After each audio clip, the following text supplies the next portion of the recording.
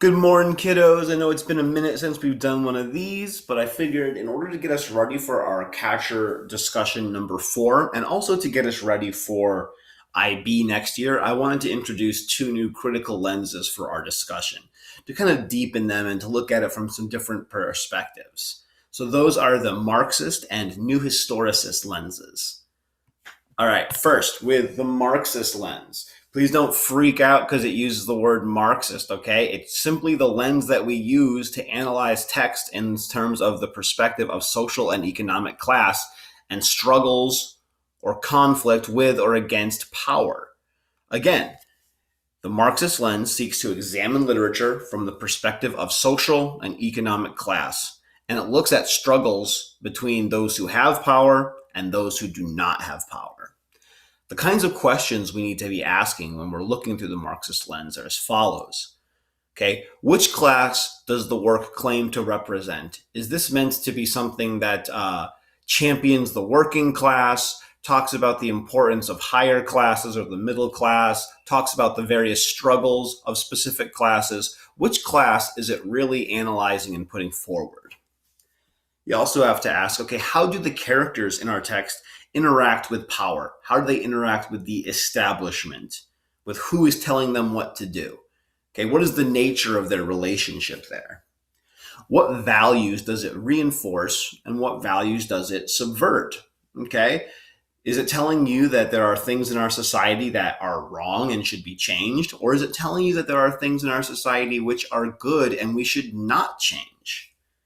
What conflict can be seen between the values the work champions and those it portrays? So basically, is it making a critique on our society? Is it talking about problems that might be seen with our class structure or problems that might be seen with our power structure? What social classes do the characters represent? Are we seeing people from the lower classes and the higher classes? If so, how are they being represented? Okay, how are they being depicted? What can we understand about the writer's view on social classes or powers through those representations? And then finally, and maybe the most important, is how do characters from different classes interact with each other or find themselves in conflict? All right, how are they treating one another? How are they communicating with each other? And what is their conflict between those two characters, if there is any? And what can we learn from it?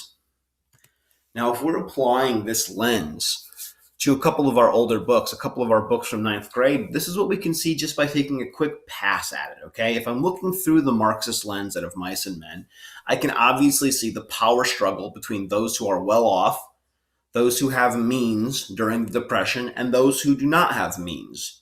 Okay, in this case specifically, we're talking about Curly, the son of the boss, who has a great deal of power himself, and the migrant workers who have almost no power at all and are extremely desperate men.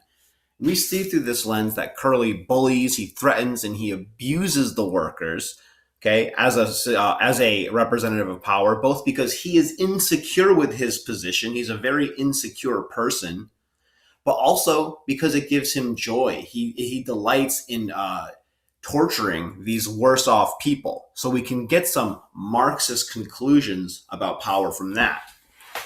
In To Kill a Mockingbird, okay, this novel deals with class in many, many, many ways. One of the most interesting ways is the examination of Atticus Finch, who actually is, in terms of class hierarchy, the class structure, pretty high up, a Southern lawyer. Okay, he comes from this higher social class, and that grants him certain privileges over the lower classes. In this case, one of those privileges that really pisses the lower classes off is his violation of the unspoken racist rules of the South when he represents Tom Robinson. So he is so secure in his upper class that he can actually violate this racist rule where everyone just agrees, okay, we're going to let this person of color hang for something that they didn't do. He actually steps against that because he is so secure in his social class. Our next lens is the New Historicist lens. Now, this initial definition is important here. The New Historicist lens examines literature through the context of the time period it was created in. not necessarily in the time period that it depicts. So if we're looking at a book that is about 1911 but was written in 1990, what we're really focusing on is, okay, what is this book saying about 1990, the time period it was created in? And what we want to ask when we're looking through this lens are things like this, okay? What language, characters, or events are present in the work that reflect the current events of the author's day? So how can we see that author's time period depicted in their writing?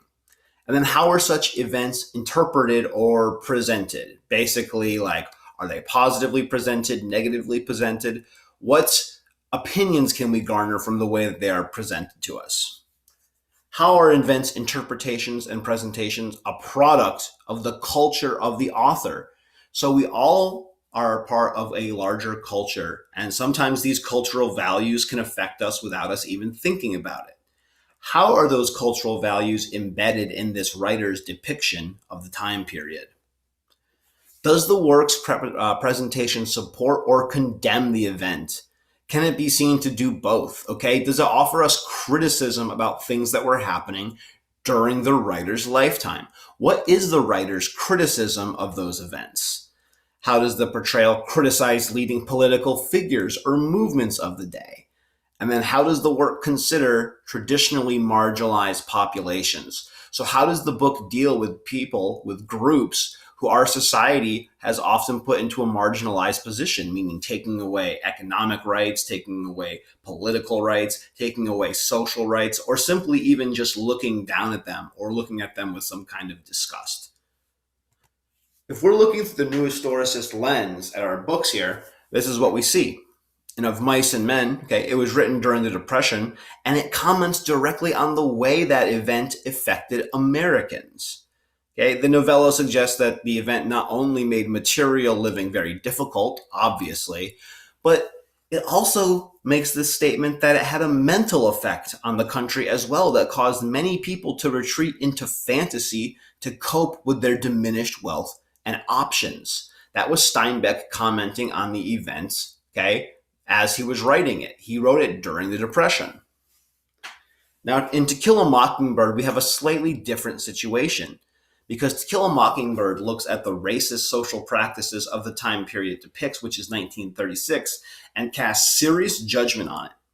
However, we have to remember that this only reflects shifting attitudes of white Americans during the time of the book's writing, which was 1960. Okay? We also have to remember that since it was written in 1960, or rather published in 1960, the book can also be taken as commentary on the abundant racism in American society in the late 1950s and early 60s. So not only does it make a statement about the racism from the 1930s, but it also makes a statement that, hey, this racism is still here and it's 1960. All right, guys, I think that's pretty much it for me for now. Let's see how you do with these. We're going to chit chat a little bit about them tomorrow and Wednesday. Have a great day.